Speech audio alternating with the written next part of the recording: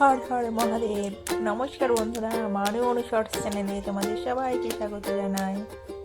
তো বন্ধুরা, আমি জীবনে প্রথমবার শিবরাত্রির ব্রত পালন করছি, তো সেটাই তোমাদের সাথে শেয়ার করলাম। এই দেখো, সবার প্রথমে আমি বাড়ির শিবলিঙ্গে জল ঢেলে নিচ্ছি।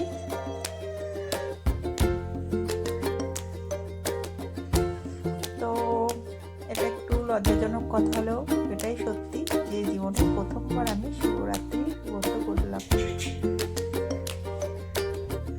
কারণ ব্রত না করেই আমি অনেক ভালো হাজবেন্ড পেয়েছি, তাই জন্য কোনোদিন করিনি, আজ ইচ্ছে হলো তাই করলাম। এখন বাজে 6:30, রেডি হয়ে নিয়েছি।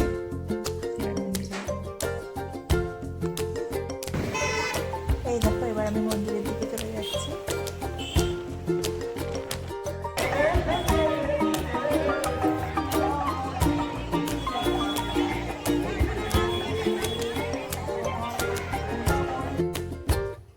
চলে আসলাম মন্দিরে, দেখো কত ভিড়।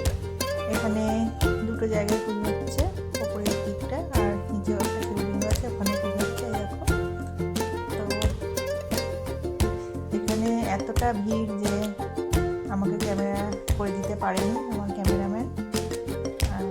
তো অন্যরা যারা জল ঢালছিল অনেক কষ্ট করে, তাদের জল ঢালারই আমি ভিডিও করলাম।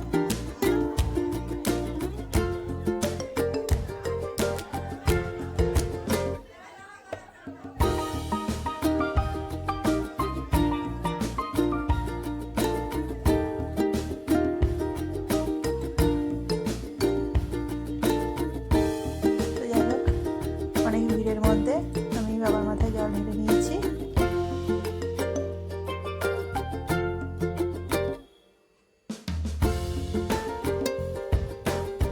এইবার দেখো, চলে আসলাম মায়ের কাছে। তো বাবাকে পুজো করেছি, মাকে পুজো করবো না তাই কখনো হয়, তাই জন্য মাকে পুজো করার জন্য এখানে চলে আসলাম। এখানে কোনো মায়ের মূর্তি নেই, এই বট গাছটাকে মায়ের নিরাকার মূর্তি হিসাবে পুজো করা হয়।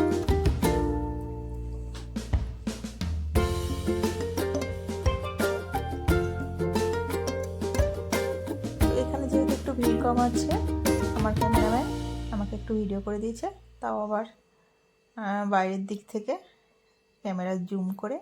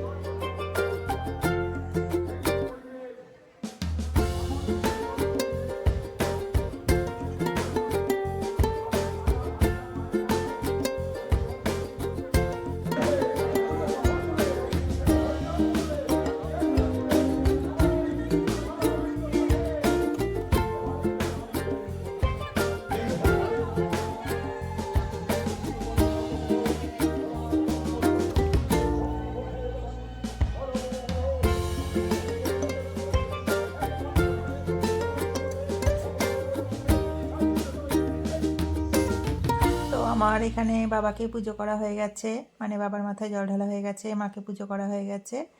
এবার আমি বাড়ির দিকে চলে যাচ্ছি, বাড়ির দিকে। তো এখানে অনেক বড় মেলা বসেছে, আর আরেক সাইডে কীর্তন হচ্ছে। মেলায় গেলাম না, কারণ বাচ্চাদেরকে বাড়িতে রেখে এসেছি, অসুস্থ বাচ্চারা, খুব ঠান্ডা লেগেছে তাই আনিনি।